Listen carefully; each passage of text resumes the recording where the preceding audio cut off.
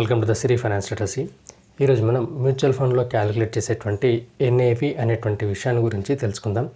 NAV అంటే net asset value. ఈ net asset value అనేది యూనిట్ ప్రైస్ని తెలియజేస్తుంది.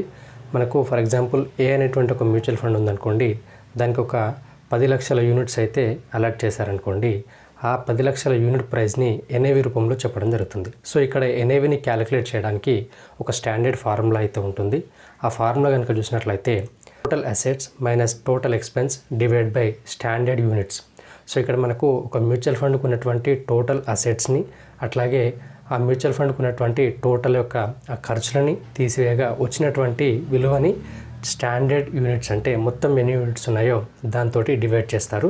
వచ్చినటువంటి ప్రైజ్ని ఎన్ఏవి అని అంటారు. ఫర్ ఎగ్జాంపుల్ కనుక చూసిన ఏ అనేటువంటి ఒక మ్యూచువల్ ఫండ్కి 100 కోట్ల ప్రాపర్టీ ఉంది. సో దానికి ఎక్స్పెన్స్ వచ్చేసి 2 కోట్లు అవుతుంది. సో ఇక్కడ మనకు 100 కోట్ల నుంచి 2 కోట్లు తీసేస్తారు.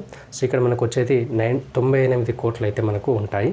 ఈ 98 కోట్లని కింద ఉన్నటువంటి 100 కోట్లతోటి డివైడ్ చేస్తారు. సో ఇక్కడ మనకు 98ని 100 కోట్లతో డివైడ్ చేసినప్పుడు 9.80 అనేటువంటిది వస్తుంది. సో ఇక్కడ మనకు ఈ 100 కోట్లకు సంబంధించినటువంటి ఎన్ఏవి అనేది మనకు 9.80గా ఉంటుంది. అంటే ఒక యూనిట్ ప్రైస్ 9.80 అవుతుంది.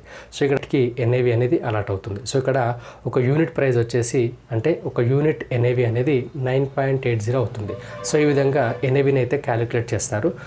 ఈ ఎన్ఏవి అనేది ఒక్కొక్క ఫండ్కి ఒక్కొక్క విధంగా ఉంటుంది. ఎన్ఏవి ఎక్కువనంత మాత్రాన మంచి ఫండ్ అని, ఎన్ఏవి తక్కువనంత మాత్రాన సరిగ్గా పర్ఫామ్ చేయని ఫండ్ అని అట్లా ఏమి ఉండదు.